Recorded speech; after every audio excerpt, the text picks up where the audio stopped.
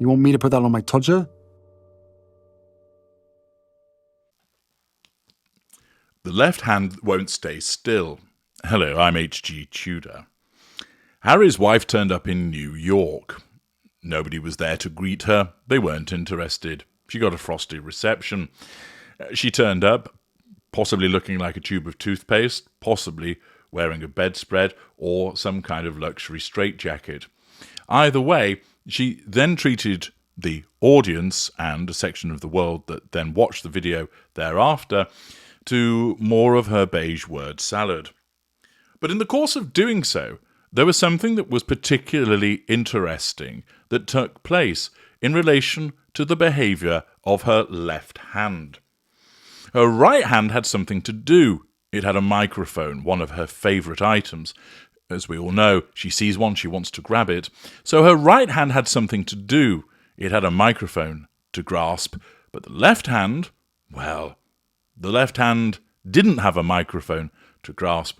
And as I'm going to allow you to see in this piece of footage, it seemed to take on a life of its own.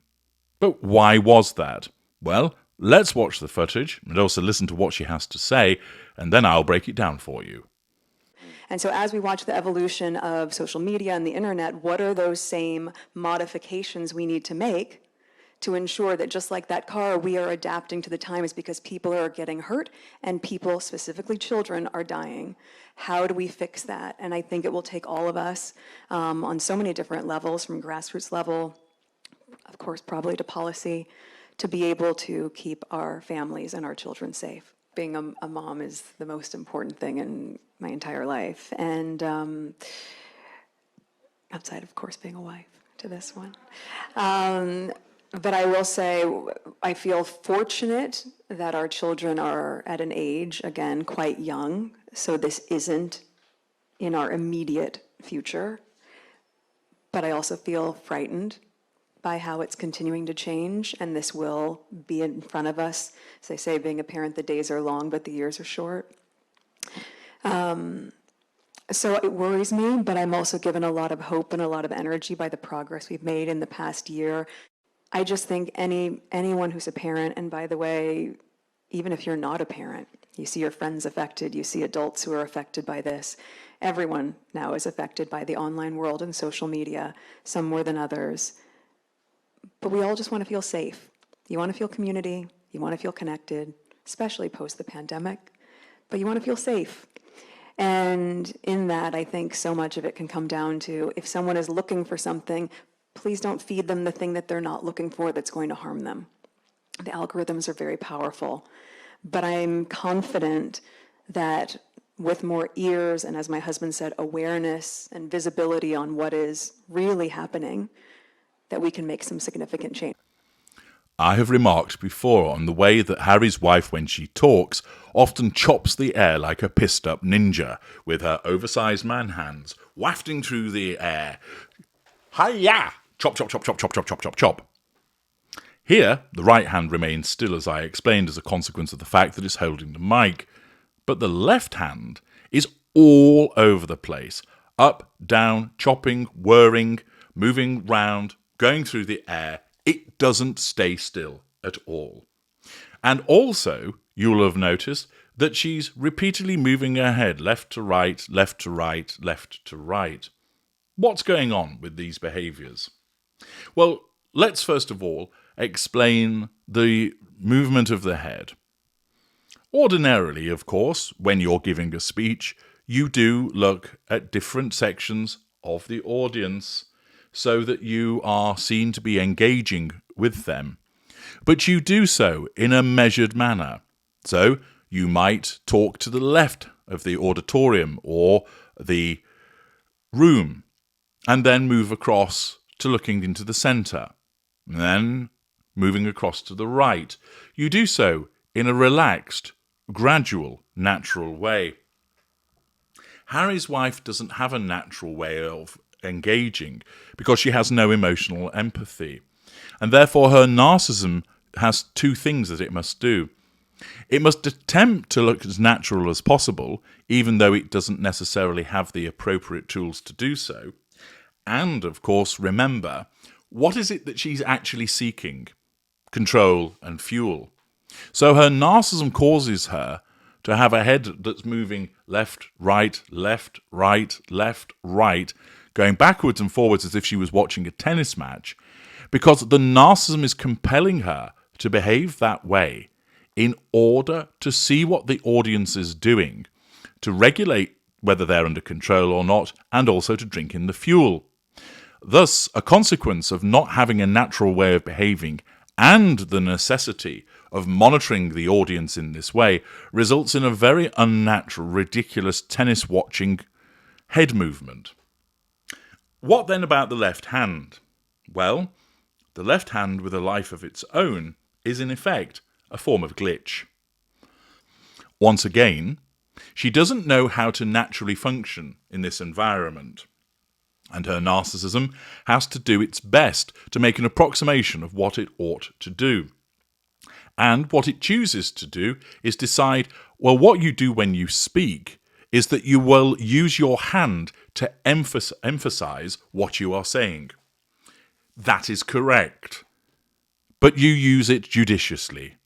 You do it intermittently. You do it occasionally at key points. Your hand doesn't whir like a dervish, or like some extra in Harry Potter going into excess spellcasting mode.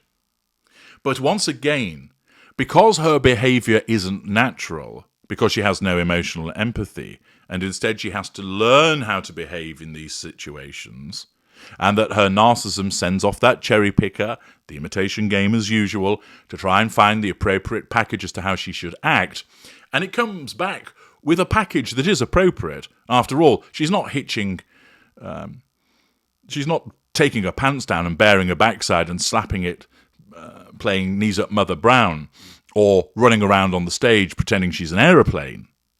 So the narcissism has got it right in terms of sit still, look like you're strapped into the seat that's behind you, talk, look at the audience. But around the edges, it doesn't get it right. So that's as a consequence of the way that the head keeps moving as it does, and also the exaggerated movements that take place with her hand. Quite simply, the package that has been obtained doesn't quite fit properly.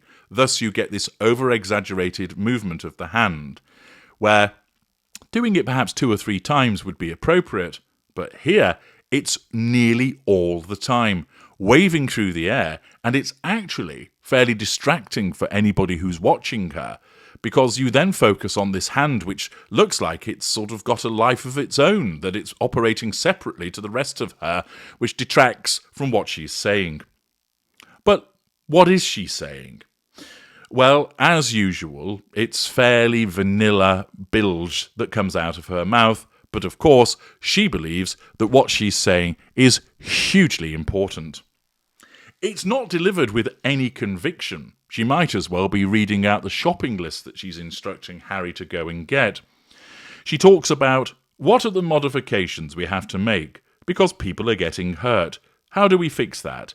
It will take all of us on so many different levels. She loves talking about her levels. Grassroots, and then she pauses as she isn't quite sure what to say next, probably through to policy to keep our families safe. Well, it's certainly uncontroversial in what she's saying, but it's hardly groundbreaking either. In the next clip, she talks about how being a mum is the most important thing to her, stating the obvious.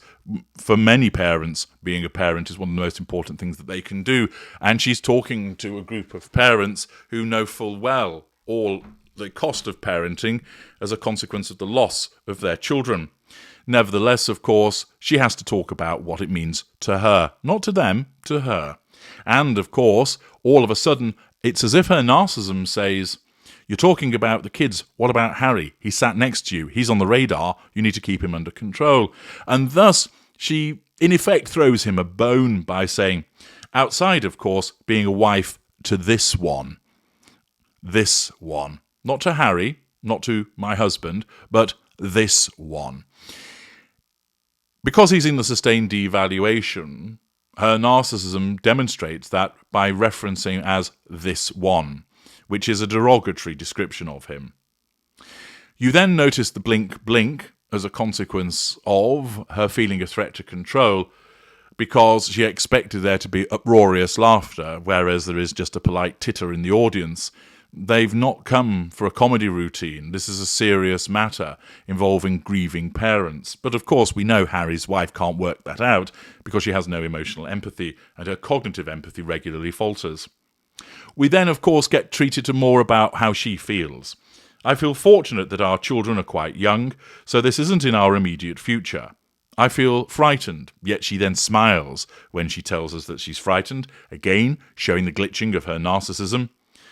And then she talks about how this will be in front of us, and that the days are long and the years are short, fridge magnet platitude. So it worries me, but I'm giving a lot of hope and energy. It's all the same dull, meaningless drivel that she regularly spouts. She then treats us to more pearls of wisdom with, everyone is affected by the online world, some more than others. We just want to feel safe. We want to feel community. We want to feel connected, especially post the pandemic. But you want to feel safe.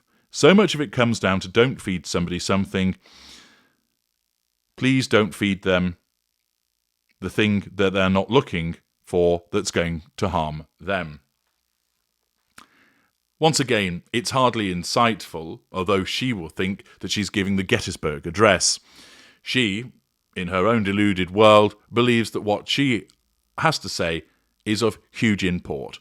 But who is she? She's not an expert in mental health.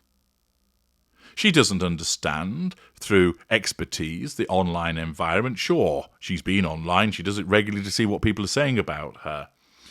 Now, there'll be some people who'll be saying, well, she's prominent and famous, HG, and therefore she can use that prominence and fame in order to draw attention to a particular cause. And that is correct, albeit we know that she only does it for the pursuit of the prime aims, save subconsciously. But the point is that if she is going to do these things, would it not be the case that she'd be better prepared, that she would have something more meaningful to say, and therefore would have a greater impact? The fact is that because she's not liked, it detracts from what's trying to be achieved. And of course, remember, this is Archwell marching into the event in order to create a platform for her. It's not about actually doing anything meaningful. And once again with her, it's just words. Words that are being spouted by her, about her, in relation to her, that won't actually achieve anything. And all the while, as she subjects the audience to the slops of her mind, you have to witness the left hand that won't stay still. I'm H.G. Tudor. Thank you for watching.